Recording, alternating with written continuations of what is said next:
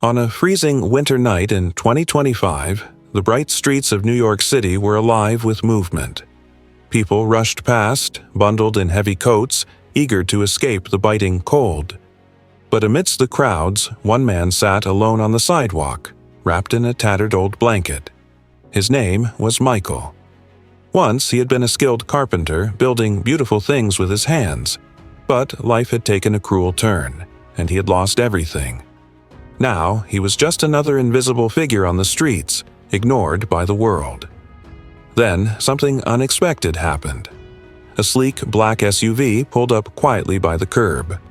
The door opened and a tall young man stepped out. It was Barron Trump. Unbothered by the cold, Barron walked toward Michael carrying a bag of food. His expression was calm, his intentions clear.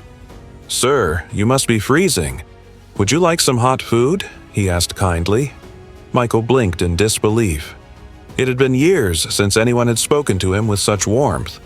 His throat tightened, and he lowered his head, trying to hide the tears welling in his eyes. This is really for me?" he stammered. Barron nodded with a gentle smile. "Of course, and if you don't mind, I'd love to sit with you for a bit."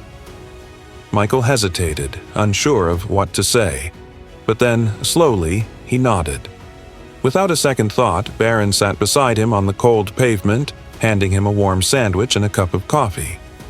As Michael took his first bite, silent tears rolled down his face. This wasn't just a meal.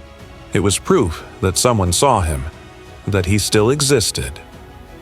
"I used to be a carpenter," Michael finally said, his voice shaky.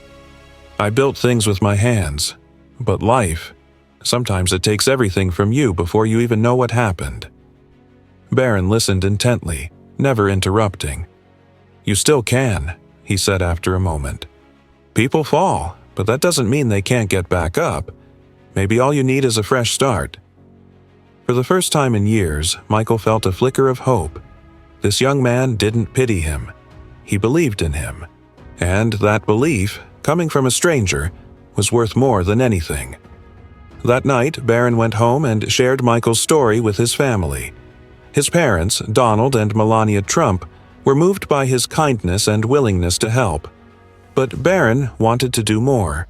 He reached out to a family friend who owned a woodworking shop and arranged for Michael to have a job interview. It was a small opportunity, but sometimes that's all someone needs. When Michael stepped into the shop for his first day of work, he barely recognized himself in the mirror. The spark in his eyes, the one he thought was gone forever, had returned. For the first time in a long time, he had hope again. And it all started on a cold winter night, with a simple act of kindness.